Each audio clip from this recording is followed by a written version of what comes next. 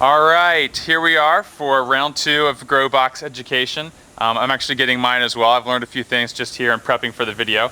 But we've got Stephanie and Josh from Gray's Garden, and they're going to show us today kind of what we should be thinking about the second or third week of growing.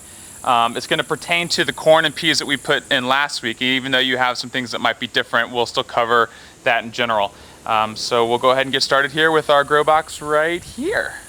Now we have the corn and the sweet peas, so everything has sprouted up, looking really good.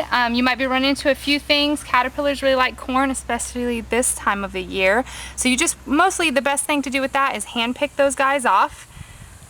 You also might have a little issue with leaf miners, which is like what we have right here.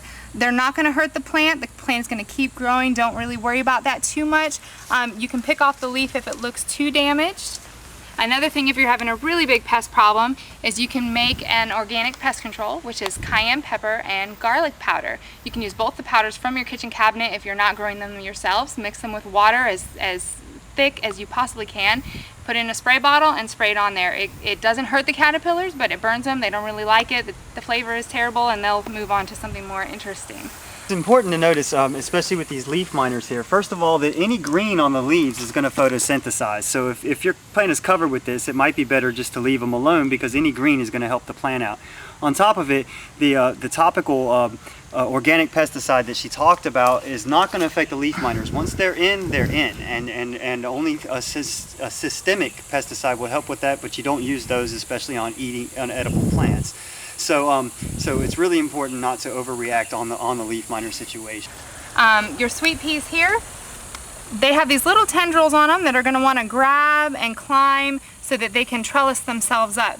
Now, you can purchase things like bamboo sticks from your local Home Depot or any other home store for tomatoes or any other vining crop that you're going to need to stake, peppers, things like that. That's a great thing. But for sweet peas, because they have these little tiny tendrils, it's as easy as going to a tree nearby, snapping off an old dead limb, because it has these tiny little limbs, and just stick it right next to it, just like that.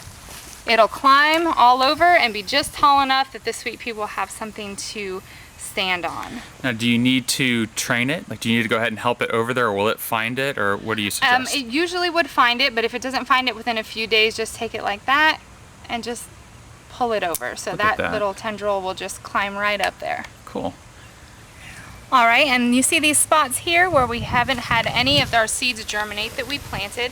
That's okay. What you can come in and do is just plant another seed and allow it to germinate, or if it's getting late in the season, late in September, you can go ahead and go to your local store and pick up a seedling and just put it right in there, and it can fill in the gaps that we've lost. Okay, cool.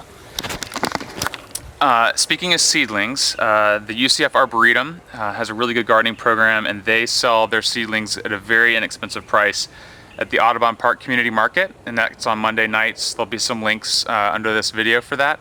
And likewise, Tia, who was in the first video of the Simple Living Institute, they do an annual plant sale. And so coming up here in this month, there'll be some opportunities to pick up some seedlings as well. So we'll keep some information up there on the website for you, so stay tuned if you do want to add some seedlings to your existing seeds. So thanks to Stephanie and Josh of Gray's Gardens, and if you have any questions, just hit us up in the comments and we'll do the best we can to help you keep succeeding with your GrowBox. Thanks.